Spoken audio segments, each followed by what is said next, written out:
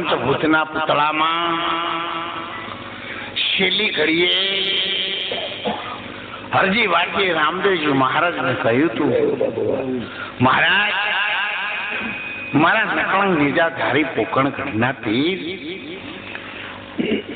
તમે મને કઈ પણ લોભ લાલચ ન આપો બાપજી, હું ન ખમી શકું, હું તમારી ભક્તિ ભૂલી જાઉં.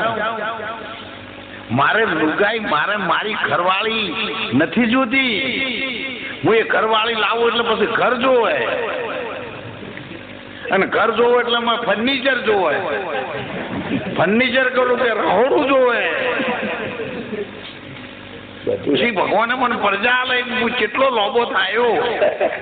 આ તો ચાદર તમે લોબી કરી શકો, અને હું તો તમારી લોબી કરેલી, હું તો તોડવા વાળો છું, અને મને આ રહ્યો ના વળગાડો. ત્યારે એમણે કહ્યું હતું કે બાપુ, મને તો આપના સાચા સ્વરૂપના દર્શન દેજો બાપજી, દર્શન દેજો. અને આપણા રોહિદાસ સમાજમાં થઈ ગયા છે સંત જીવન સાહેબ,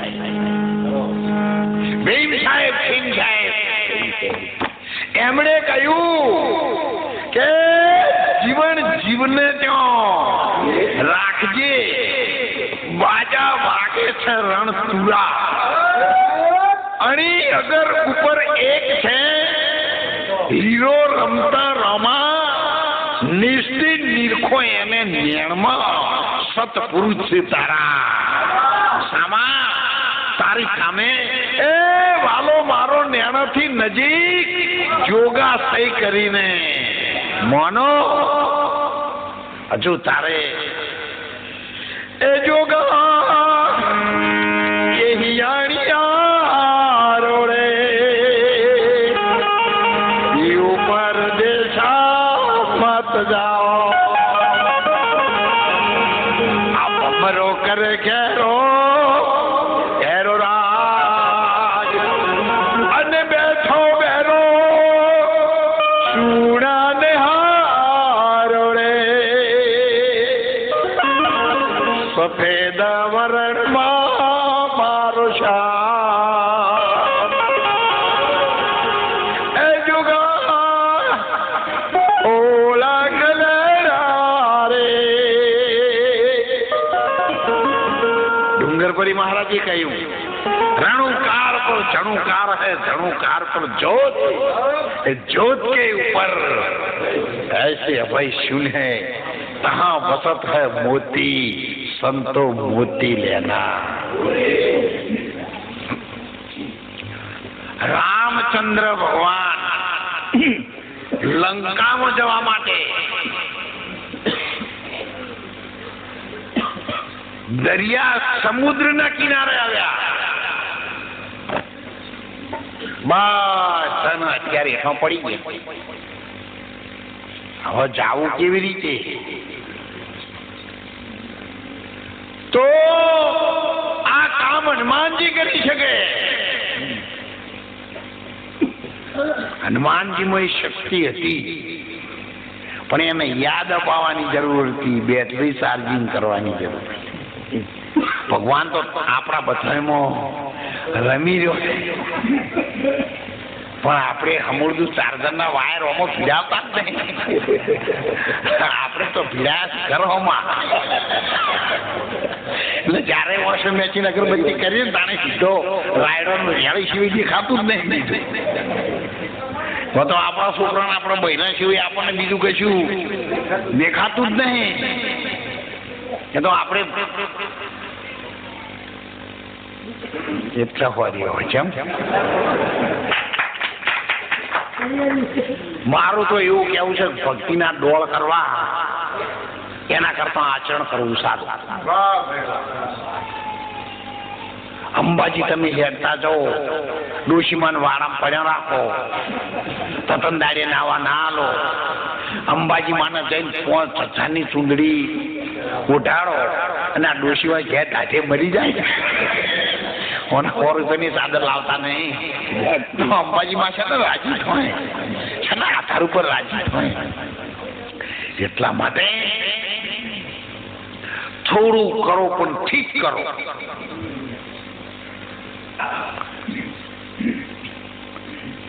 સંતોએ કહ્યું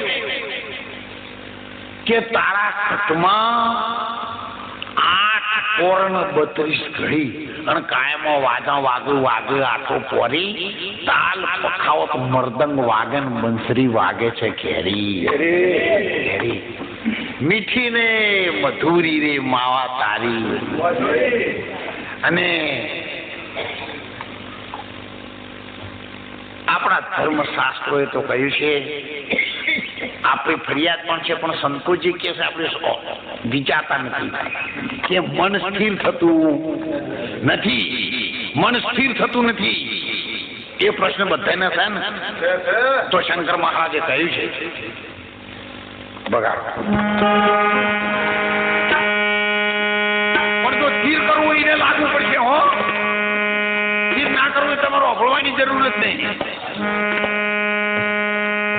મન પવન બે લોઢિયા રે થયા એકદમ સ્થિર જો.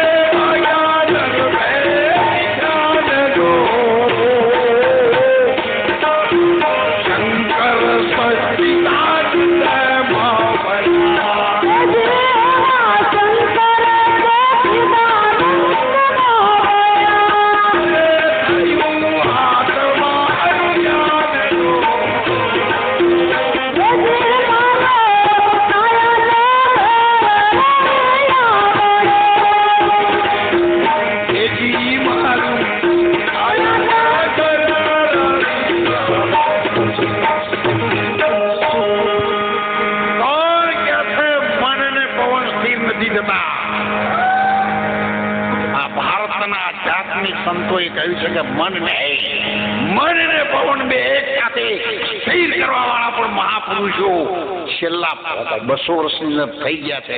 અને એનો જાગતો નમૂનો શંકર મહારાજ. 1000 વર્ષ પહેલા તો કબીર સાહેબ પણ થઈ ગયેલા છે, સંત કાજી અનવર સાહેબ પણ થઈ ગયેલા છે એની સાથે.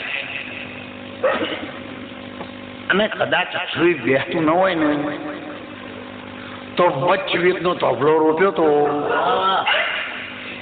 એ નીચે પાણીનો હોજ હતો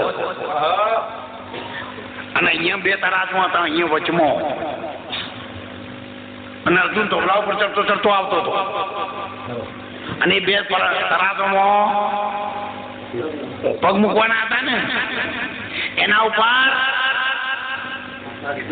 માછલી ચક્કર મારી રહી હતી અને માછલીની પૂંછડી પર મોણ મારવાનું હતું.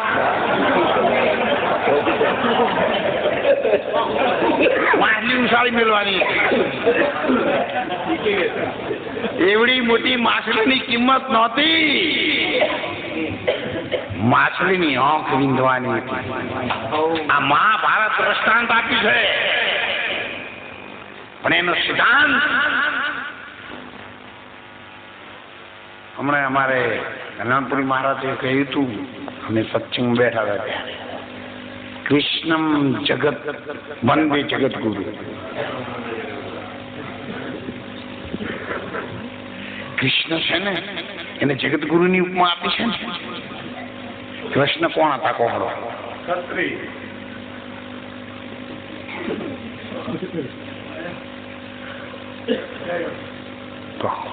જો આ બ્રાહ્મણો કીધું ને હા, આખી ગીતા ભેટ કોને આપી છે? આ સમાજના કલ્યાણ માટે આખી ગીતાની રચના બનાવી અને અર્જુનને કને સંભળાવી હતી? કૃષ્ણ પરમાત્માએ અર્જુનને સંભળાવી હતી. એ ગીતા અત્યારે આપણે વચ્ચે પાઠીનો કરી હતી 18 આગળ. પણ હાલનારા હતા, નોભળનારા એ હતા. પણ આપણે એનો અનુભવ નથી કરતા. અને એટલા માટે અર્જુનને કહ્યું હતું કે અર્જુન, 8મા અધ્યાયમાં સ્પષ્ટ કહ્યું છે, શ્લોકો વાંચો ને ગીતા વચ ન કરો.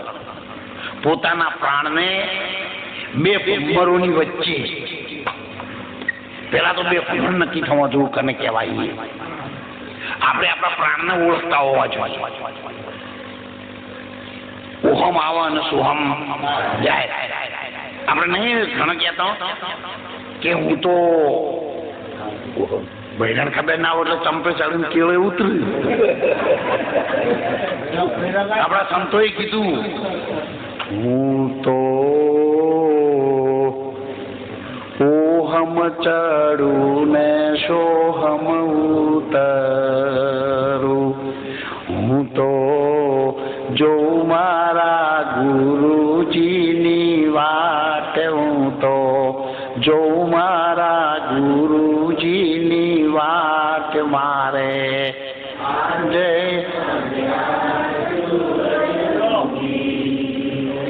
એમાં ઘડિયાળો વાગ ભાત જો વાગી રહી છે, ઘડિયાળો હરદમ વાગી રહી છે, હરદમ વાગી રહી છે. અને બ્રહ્માનંદ મહારાજ પુષ્કર નિવાસી સજ્જડ વિરોહ આપ્યો છે. લગા મન નાદ કી અંદર ભૂલે તન કી ખબર સારી. સ્થિર કરી દીધું મનને. આખા દેહનું ભાન ભૂલી ગયા. ધ્યાન એટલે દેહનું ભાન ભૂલવું એ ધ્યાન નથી. તમારી સુરતા શબ્દની અંદર સ્થિર થાય, શૂન્ય ઘરમાં સ્થિર થાય, એ તો બસમોય ધ્યાન તો લાગે. ચોફેર વસ્તી હતી ને તો એ મહાભારત